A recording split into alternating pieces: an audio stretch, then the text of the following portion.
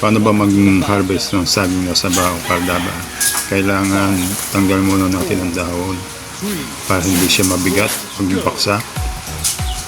Tapos ang pagtaga sa puno ay kailangan naka B shape.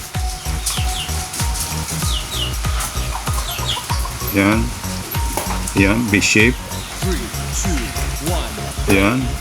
Dalawang taga lang. Napakadali. Tapos hilahin ang dahon dahan-dahan para hindi siya bigla ang baksak. Yan. Kita nyo. Yan. Ganun lang ang pag-harvest ng saging na kardaba. Kasi kung hindi maayos ang pag-harvest, sayang lang ang saging na saging natin.